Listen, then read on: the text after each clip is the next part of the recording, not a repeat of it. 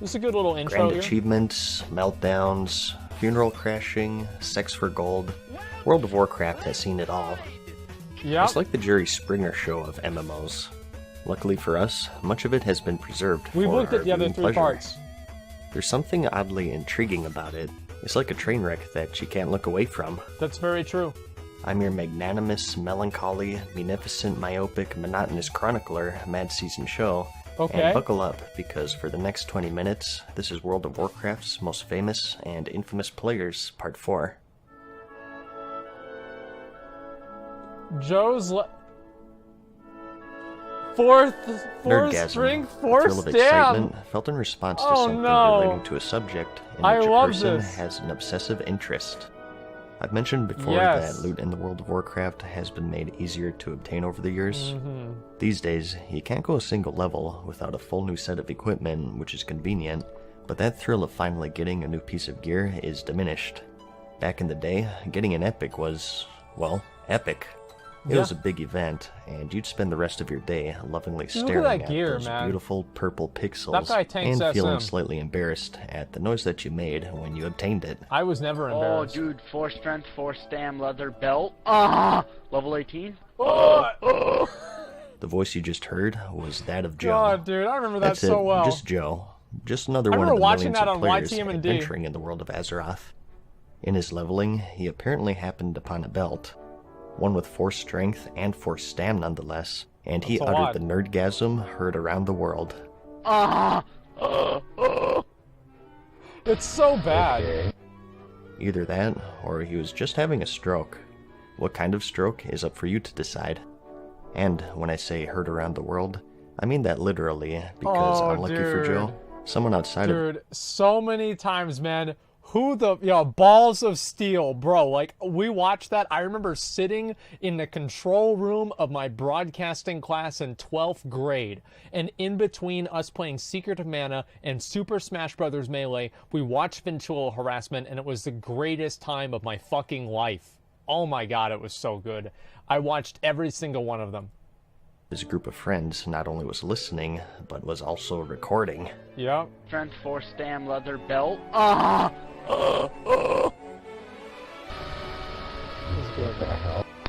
He'd record their reactions and upload them to YouTube for all to see, and Joe was just one of his many victims. 4 strength, 4 stam, leather belt. Joe, is that you and the other one? What? No. Yeah, dude. Wait, what? Oh, dude, 4 strength, No, 4 it's stam, not. leather belt. Oh, he's just playing it over and over. Okay. Okay. Alright, obviously it's not. Oh, dude, 4 strength, 4 stam, leather belt.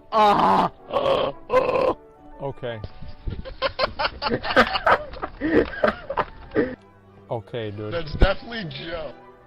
Oh, dude, No, it's not. He's been coming in there doing it. I think he had a soundboard. Like, that was high humor back then. He was having a soundboard going into. What the hell? Oh my god. Sounds just like Joe. It Oh, is, dude, it 4 is. strength, 4 No, it's stam. not! This nerdgasm spawned a whole series 4 of videos million as the video views? compiler himself and his fans would replay it Holy to other random shit. people's Ventrilo servers to get a reaction. Wow. No, Kaiser Elements. Those are the ones that were on the deck That's sheet. If insane. you get the deck sheet, Oh, those dude, skits 4 fucking strength, write 4 itself. stam, leather Yeah. belt. Yeah, fuck those guys creating content. Cow. I should just do this. Level 18? You're so stupid. Like I said, the power of pixels was strong. It's like the dark side from Star Wars, except somehow even more nerdy. People have even died It's over better. it. It's pretty scary how it can grip people. It's just a game at the end of the day. Wait, what? People take it way too seriously. No, it's not. A game. Never mind that. Yeah, But I mean, okay. come on, if you're willing to murder someone for in-game loot, what's to stop you from it? Oh no. Well, I guess we may as well get this one out of the way. That's right. Epic mount Believe it for or an not, epic you're mount. looking at a Craigslist Yes, ad dude. for a woman offering sex for gold. Let me try to explain just why she's doing this. Yeah. Back when the Burning Crusade expansion came out, one of the big features being added to the game were flying mounts. You used to be locked to the ground, either Okay. on foot or on a ground mount, and the only time you could fly in the game was when you took flight paths, which restricted you to a set path from point A to point B. Yep. Now, player-controlled flying was always a highly requested thing, so when it was announced for the Burning Crusade, people flipped out. There was just one problem, though. It cost gold, which is the in-game currency. It was a lot of money back then. A lot of gold, in fact. Like Too for much for most players to have without. To put it into perspective, buying the Longboy was about as much money as it took to buy Epic Flying back then. So yes, inflation is about 1,000%. Like, I think so. Like, I really think that gold, it wasn't that hard. Let me look, okay? Let me do, how much did gold cost in TBC? History of, well, let me just look right now.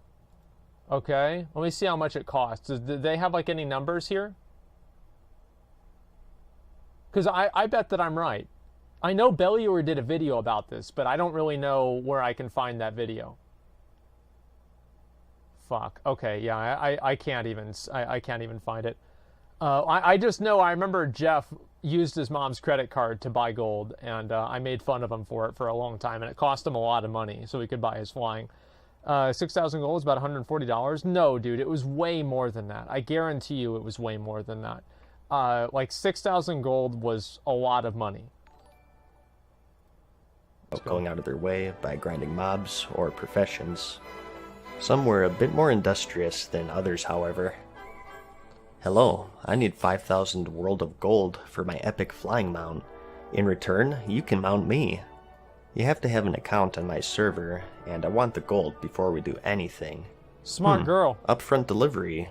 That's pretty smart. Yeah. You don't want people conveniently forgetting account information post-coitus now, do we? Yeah.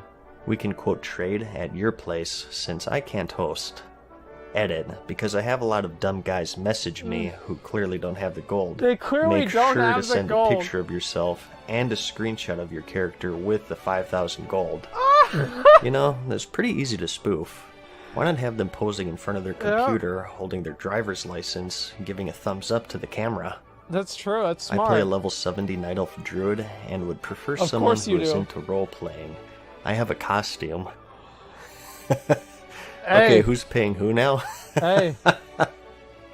Also, I'm not adverse to the idea of groups/anal. Now, I know what you're thinking. You want to see some gameplay. Or, I mean, there's no way that this worked, right? Come on, this is the internet. It did. You know it did better work. by It now. did work. She made a follow-up post. Hi, I'd just like to thank all the jackasses that thought it would be funny to post my picture all over the internet and make 50,000 threads about me on the World of Warcraft forums. I got my epic mount in about an hour that was very enjoyable for both parties, while all of you idiots probably spent hundreds of hours farming yours, and you don't even have them. They're so dumb. So, talk all the trash you want. I got my epic flying mount, and I got laid. Take a hike, which is more punks. than most of you failures can ever hope for. God, dude. This is all too much. No, it's not, man. This was so beautiful. I remember that post, and I was thinking back then, man, I wish I was a girl. I would suck so much dick for gold. It would be beautiful. I'd have every flying mount on every character. And I'm serious, right? I was totally jealous that she was able to do this, right? It's the same as, like, you know, people are now in like a different way. Yeah, dude. Female privilege. Female fucking privilege. Literally. I thought this was a wholesome little channel here. Let's take a break anymore. from prostitution for virtual currencies. Let's talk about the Goon Squad. Not really known for being one of the top guilds, but rather one This of is the top whenever they won troublemaking guilds. Wintergrasp in like No 1 funeral minute. crashing this time, but some of their work includes cutting Jaina Proudmoore to Orgrimmar to kill unsuspecting city dwellers, Yep. forming a raid of zombies during the Wrath of the Lich King launch event to infect and kill unsuspecting city dwellers, and Fucking tricking Goon Alliance Squad. players into attacking an immune player and gathering them up so they can revive all at the same time to kill unsuspecting city dwellers. Fuck yes, Well, dude. at least this time they're of the opposite faction. Their crowning achievement, however, came during the Wrath of the Lich King expansion. The new PvP Yep, whenever they zone, used all Wintergrass, Serenite was bombs. brand I new. remember this. One side had to defend a fortress from the other, fending off players, siege tanks, This demolishers, was so good, and dude. planes. Well, that's what the box art You know, said. something awful but farms of that Golden never Age? made That it was in, a I long guess. time ago, wasn't it? The goal of the attacking team was to break Long through time layers ago. of walls using siege tanks, or if you were an engineer, grenades. These also did damage, but since the mainstay did of the siege event damage, was too. that siege combat, they did relatively little in comparison. However, in preparation There's for the video. event to I begin, watched this the the day Goon it Squad came out. perched themselves upon the final door leading to victory of the zone, all having a large supply of grenades. Yep. As soon as it started, they parachuted down and in 1 minute destroyed the last gate to win the game in record time. A stunned Alliance returned to the keep, only to find out that they've been locked out and surrounded by elite Horde guards, which slaughtered them if they drew too close. Immediately after, Blizzard released a hotfix, which made the grenades pretty much useless in the PvP zone. Well, at least they were still useful on the Lich Hi, King. this is Gurklock from Elitist Jerks. This is a narrated video of a Zulaman speedrun that'll show you how my group has successfully approached the zone. Recognize that voice? That's right, that's the voice of Ian Hazakostas, the current game director of World of Warcraft. This was back during the Burning Crusade, before he was affiliated with Blizzard. Yep. He's the leader of the Elitist Jerks Guild, which is one of the most influential guilds in the entire game. In 2008, before the Wrath of the Lich King's launch, Fuck yeah. he joined Blizzard as a raid and dungeon designer, and 7 years later moved up to assistant game director. And finally, in 2016, the game director for World of Warcraft, a position he holds to this day. However, in this video, he's just another player making a neat guide on how to successfully complete the bear run in the Zulaman raid in the Burning Crusade. It's so crazy for me to think that, like, Ian was, like, just making WoW videos back then. You know, like, just making WoW videos back then. Like, that could have been, yeah, that could have been me, dude. I don't know, it's crazy for me to think. Yeah, it's gonna be me for sure. Asmongold, game director. Yeah, I mean, hey, the path has already been blazed. Our range group spreads out in a semicircle around the boss, and the melee obviously are directly on him. You'll see that so far it's taken. Yo, what if, like, he started off the video, he's like, hey, yo, what's up, you fucking idiots? Alright, so we're gonna show you pieces of shit how to get this mount, because you suck too much dick to get it on your own. Like, can you imagine that? If they had that video out, and then, like, he was the director now? Like, honestly, if that was the case, I'd feel so much more comfortable. It took us 3 to 4 minutes to get here. The timer just ticked down to 16 minutes. If you killed the first batch of bosses within a time limit, you were rewarded with a bear mount, and it was quite difficult during the time. So, this guide proved useful to many players, showing different shortcuts, mob skips, and boss strategies to speedrun the raid as fast as possible. Yep. As someone pointed out in the comments of the video, you can maybe think of this as foreshadowing to the Mythic Plus system, which saw its introduction in Legion. A lot of that came from Diablo 3's Rift system, since All they're of it, quite similar. actually. But it's interesting to think that if Ian never became the game director, we wouldn't have had Mythic Plus, which I think is one of the best things that the game has going for it right now. So, think of this as the very first Mythic Plus run in a way. Yeah. He was also active in vanilla World of Warcraft though. He was the one who did the math and concluded that the Cthulhu fight from vanilla AQ40 to be mathematically impossible to win, assuming the absolutely best geared roster of 40 players making 0 mistakes. Holy shit. He was the final boss of the raid. Cthulhu, not Ian, and he went unkillable by even the top raiding guilds at the time for months. Wait, so is that Frustrated, actually him? these guilds called Oh my out God. Blizzard and accused them of releasing intentionally overtuned content in order to stall for their next raid, which was of course Naxxramas.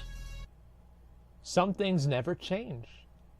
Some were constructive like Ian, and they provided the numbers, and others took a slightly more dramatic approach. This is a screen cap of an IRC chat from a member of Death and Taxes, another top guild having difficulty killing the overtuned old god. Also present in the chat is Fear, the alias for Alex Afrasiabi, who's the current lead world designer for World of Warcraft. During vanilla, a quest designer. There's quite a history with him as well, having led the EverQuest guild, the Fires of Heaven, which is considered by many to be the most dominating guild in the entire game. When he was still playing EverQuest in 2003, he made a profanity-laced rant about a new raid called the Plane of Time. It saw a shaky release, so he took to the forums to give the developers an ultimatum. I'm gonna read it out. You have 14 days. If after that time the plane is not properly tuned, I am deleting my characters and canceling all of my accounts. The rest of my guild will follow suit, as will several other guilds and the people that play EverQuest. To be brief, I did not work my ass off, jumping through your idiotic hoops with my friends and guildmates so I could go to a zone where only groups of 18 could enjoy the content. Even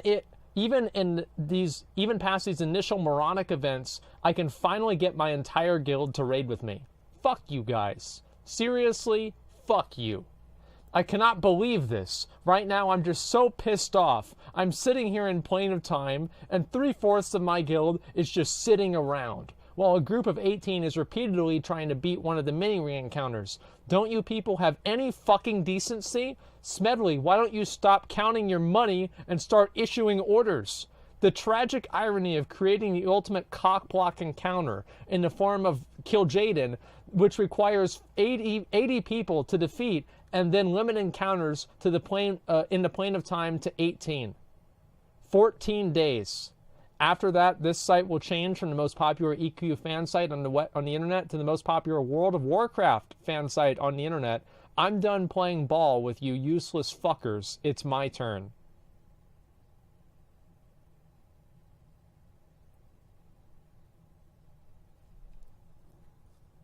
God, dude.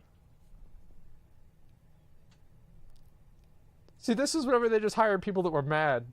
They're like, yo, you hate that other game, right? They're like, yeah. Like, all right, come work for us. Yeah. He made a profanity-laced rant about a new raid called the Plane of Time. It saw a shaky release, so he took to the forums to give the developers an ultimatum.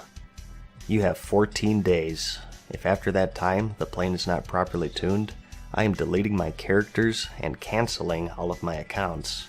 The rest of my guild will follow suit, as well as several other guilds and people that play EverQuest. I did not work my ass off jumping through your idiotic hoops with my friends and guildmates so I could go to a zone time giving Blizzard 14 days to properly tune Cthulhu. Instead, this time, giving Blizzard 14 days to properly tune Cthulhu, or he and his guild will quit the game and switch to professional solitaire. Back to the IRC chat though, the guild questioned the professionalism and ethic of Blizzard releasing a seemingly broken encounter, and expressed frustration with their inability to overcome that content isn't broken because you can't clear it. After carefully pondering their argument that the content may be a bit overtuned, Afrasiabi looked back to the time when he was the player. The frustrated guild leader posed with an unbeatable challenge, and retrospectively, he saw that he and Z weren't all that different. Thus, with great care and deliberation, he sincerely took on the criticism and replied, "I think you're just being a retard." Well, damn. That's pretty impressive, actually. With how filtered everything is these days, to what lengths do you have to go to for an employee of a AAA game to say that you have Down syndrome? Retard.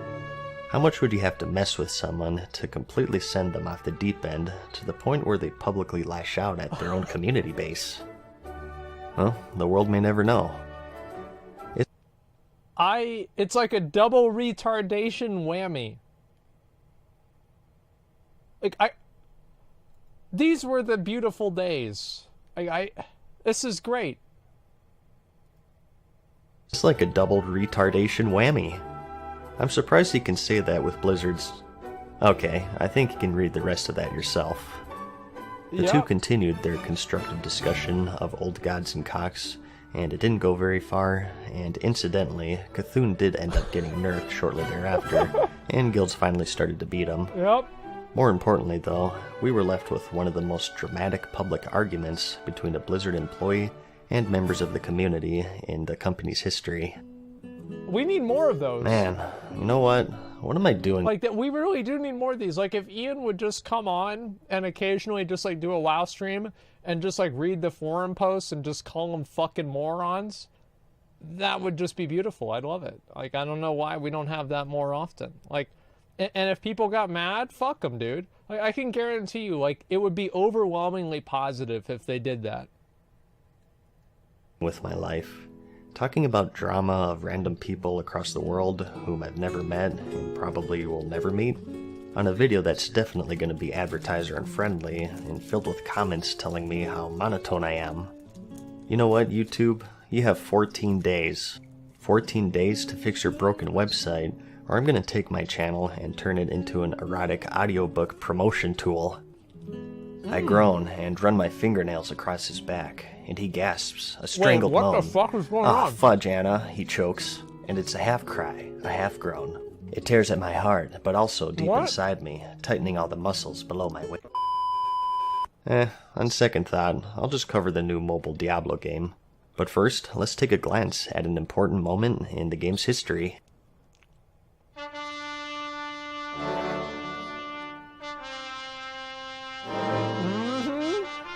We took the amount of outrage and then doubled it.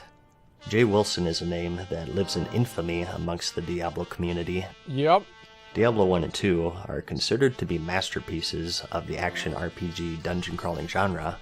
You kill demons, and you get loot to kill more powerful demons. Easy. With just 2 games to its name, it was one of the most addicting franchises gamers came across, with quite the active communities still playing today, decades later. Forgive me for giving you all of this backstory, but it's necessary to understand what the feeling was at the time, and just why the fans of the series felt so betrayed. Its creator, David Brevik, is considered to be a god amongst fans of the series, with an outpouring of support even today for a remake to his iconic sequel, Diablo 2. We're waiting. But here comes the year 2012, and with it, Diablo 3. The second in the series. I actually talked to David Brevik. It was like maybe a couple of months ago, and I was going to invite him on the stream to do an interview, but then I just kind of like lost track of everything, and we ended up not doing it. But yeah, it just didn't really, like, it didn't really pan out. Yeah, what happened? Yeah, it didn't pan out. Released over 10 years prior in the year 2000, with an expansion set in 2001, so there was an immense amount of hype and a thirst for a return to the series. Its existence was announced in 2008, and players for the first time got to see the game in action. What a This dog only shit made the game. wait worse for players, though, because it looked great.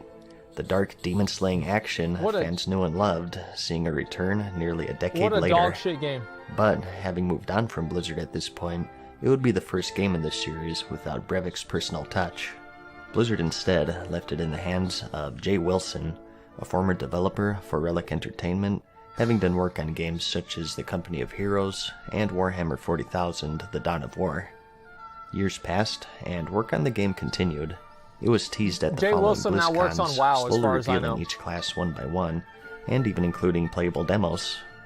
The game would enter a closed beta stage in the fall of 2011, where a small portion of the first act was playable with all 5 classes. I love this. It looked pretty good, and fans eagerly awaited the release.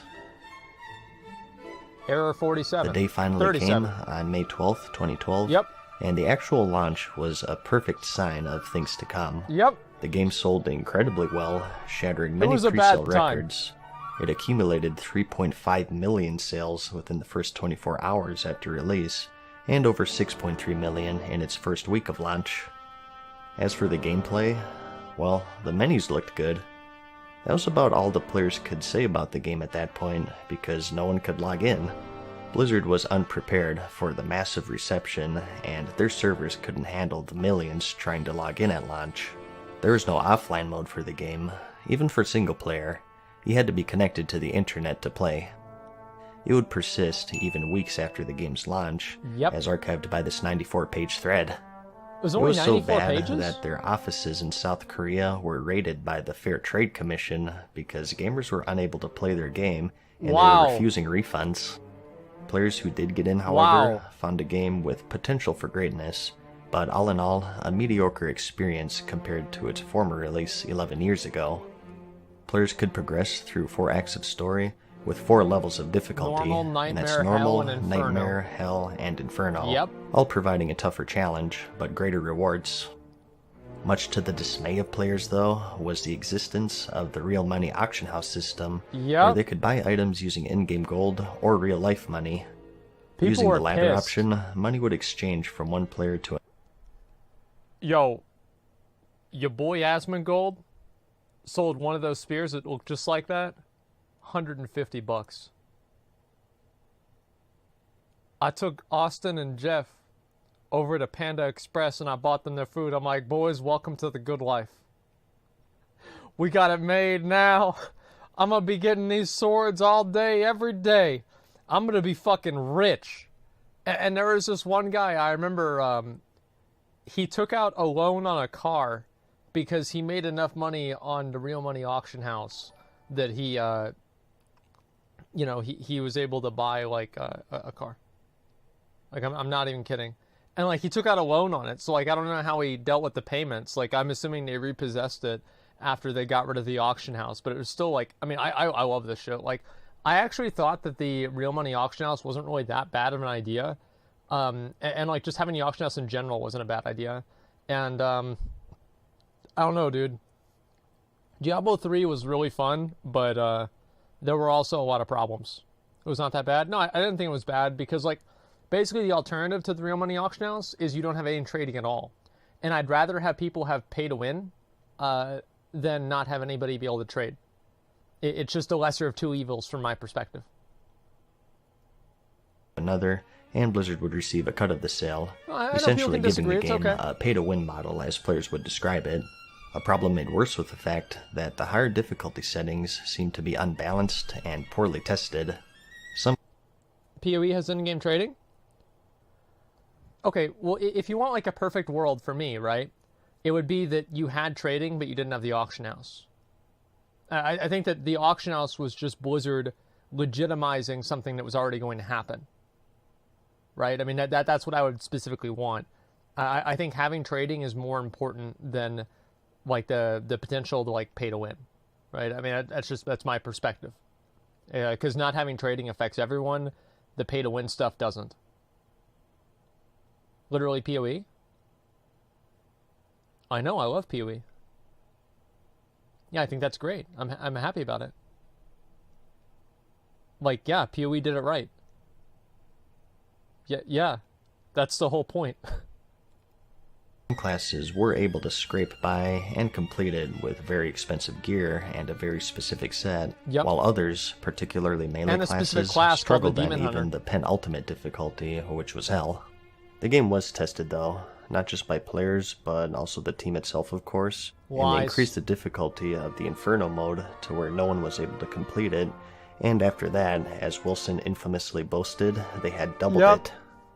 Due to this, players pinned the extremely unfair and unbalanced nature of the game on Jay Wilson.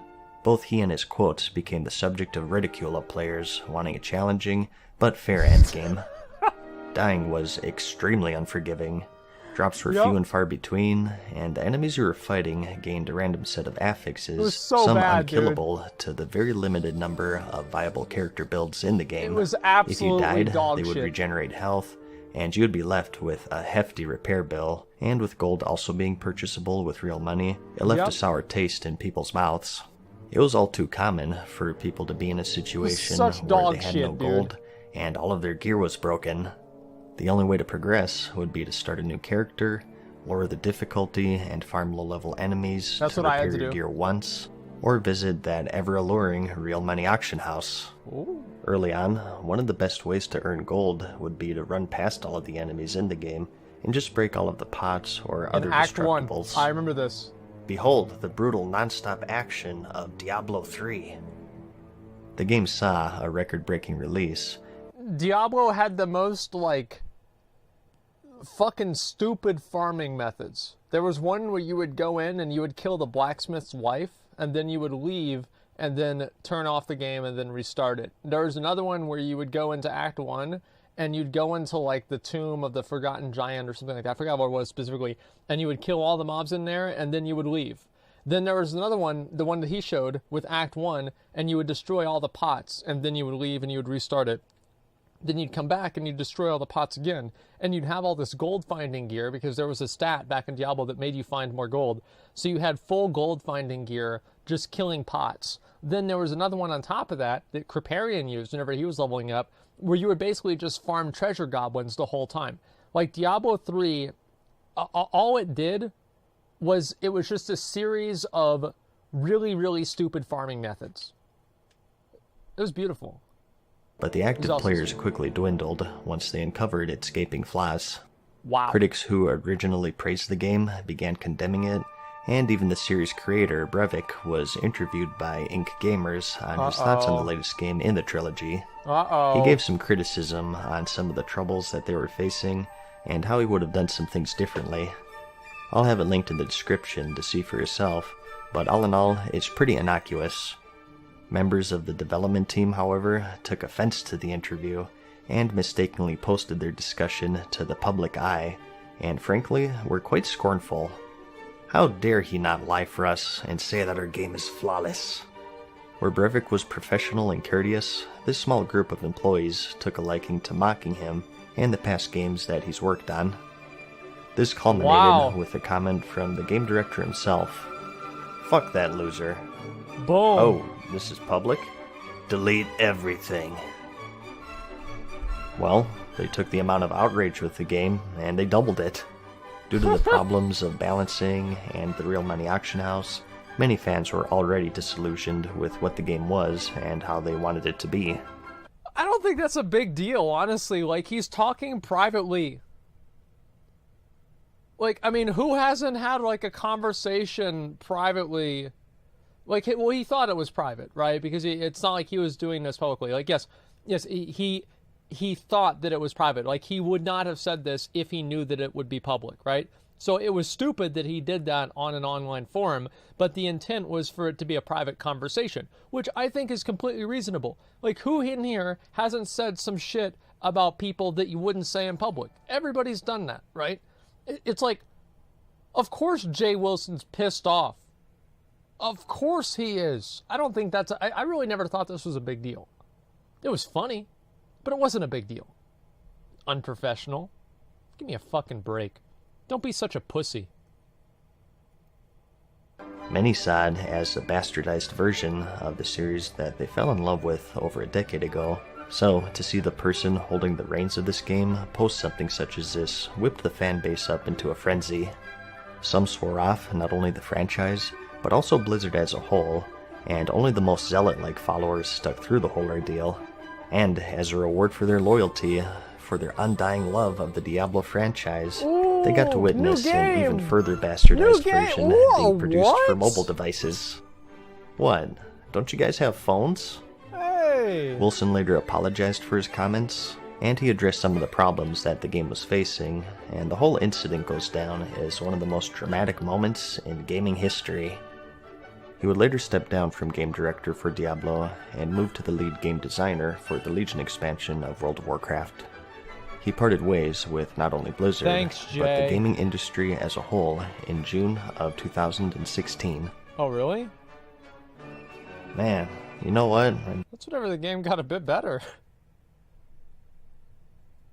Like, no, really, you think about it, like, that means that he did, like, the original Legendary system, and, like, everything that they did after this dude left was, like, all an improvement. Yo, fuck that loser, yeah, for real. Like, the guy comes in, no, I mean, really? Am I wrong? Like, I don't know, maybe he's a good game dev, maybe I don't know what I'm talking about, but it just seems like a very coincidental chain of events. I'm just not feeling this. There's just something about my crippling addiction to World of Warcraft that I just can't drop. It's such a large world filled with strange, strange people, and we wouldn't have it any other way, would we? If you're on the same boat, I'll see you in the next episode of World of Warcraft's most famous and infamous players. Wow. Fucking wow, dude.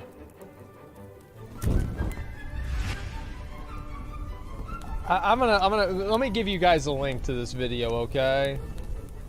There's the video. Go ahead and give it a like, alright? Let's give that video a like. I'm gonna go ahead and give it one right there. All right. I love this shit, dude. Like, honestly, the drama is what really, that's the real game, is the drama. Like, everything else besides that, like, who really cares about what boss you're killing, etc.? It's all about the drama and, like, just getting mad at people and, you know, these, like, rivalries and all of that. You know, that really, really matters a lot, and I think it's hilarious. That's what it's all about. Can't have joy without drama? Well, yeah, exactly. That's what it's all about. I don't click links. Well, you should, because this is a good link. Here, I'll link it again. There you go. There, go ahead and go give the guy a like, and there you go.